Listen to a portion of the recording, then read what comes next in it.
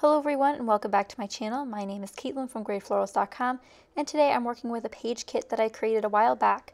These are actually pieces and remnants of another larger kit that I'd made for the How to Kill a Kit with Style kit challenge that we do every month.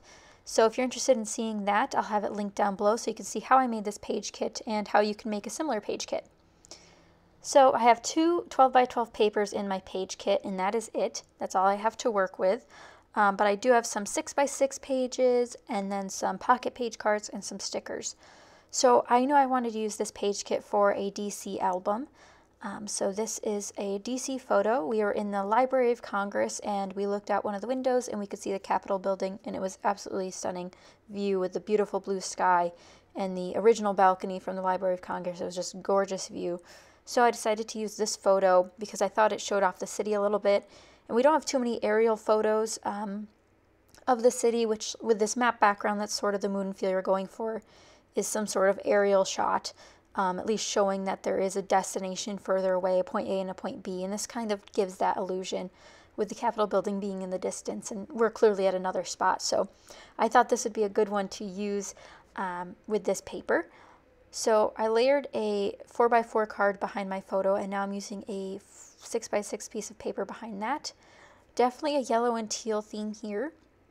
Really love how it turned out though. I don't think this is a common color scheme, but I think it looks great. It's more of a golden-y yellow, not a super pungent yellow.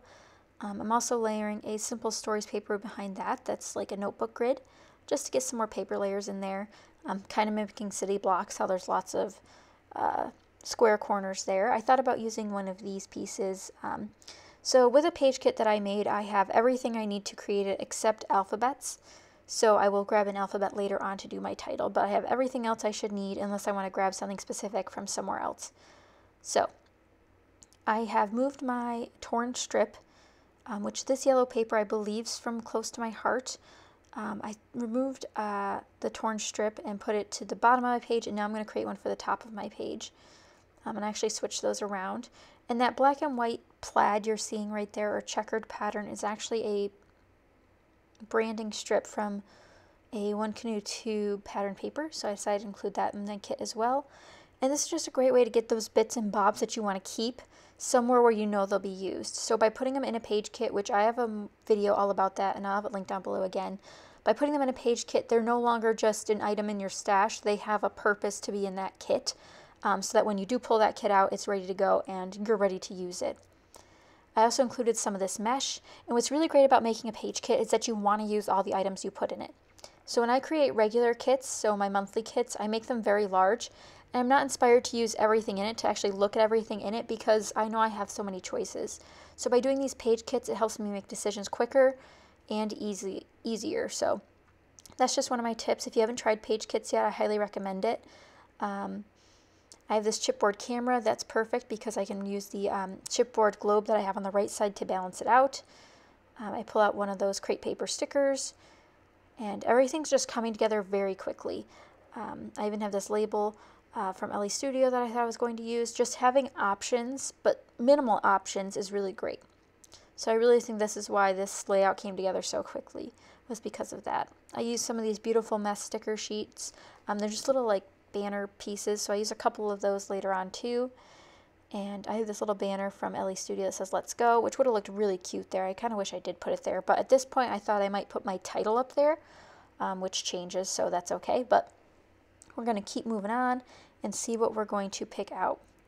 I go through a lot of alphabet options on this, and if you have a larger stash of alphabets or stickers that you can use for titles, definitely try to include those in your kits. I do not have a super large stash of them. I mean, I have a decent stash. It's not like I only have like 5 sets of alphabet stickers, but I feel like I don't have enough to include them in page kits because I don't use page kits for every layout.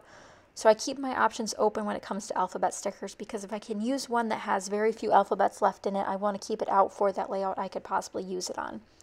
So that's my justification of not putting alphabet stickers in my page kits, but you definitely should if you have that sort of stash that allows you to do that and that you feel confident in doing that. Or if you use page kits a lot, you might want to do that. But this layout's coming together so quickly.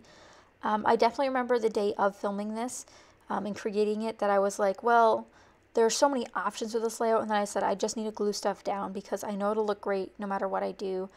These papers look fine together. It's not that. It's just I need to glue it down so I can stick with one design element and actually build it out. So my main problem was the readability of the stickers on that background paper. So the background paper is kind of busy. It has that blueprint of a city map impressed on it, and then also has different shades of teal because in the background there's actually text print as well. It's one of those fine details you can't see as well.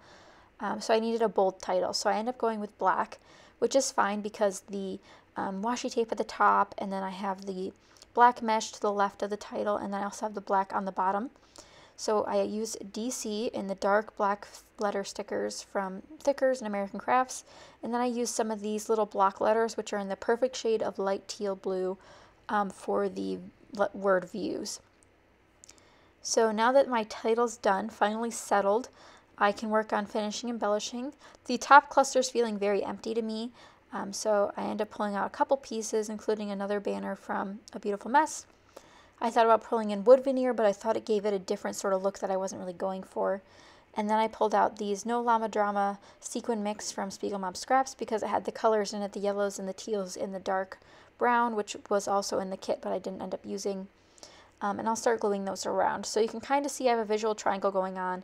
I have the camera and the journaling spot with my title. I have the globe on the right, and then I have the small cluster at the top here, which I'm building out now with some word stickers, which really helped build that out just a little bit more. And as you probably know, you don't have to have all your visual triangle items to be the same size. Having one bigger is actually better because it gives your eyes somewhere to look more than just jotting around the page at the same amount of time, if that makes sense. But I'll have a video coming soon more about visual triangles because I know you guys want to see that. But I'm going to add some more sequins, and this layout's almost complete. If you guys have any questions, please leave them for me down below. I'd be happy to answer them. But I'm really excited for how this layout turned out, and I hope you guys are excited to see more DC layouts coming soon. I'll do some close-up video here now so you guys can see the details. But thank you guys so much for watching. I hope you enjoyed, and I'll see you guys next time. Bye!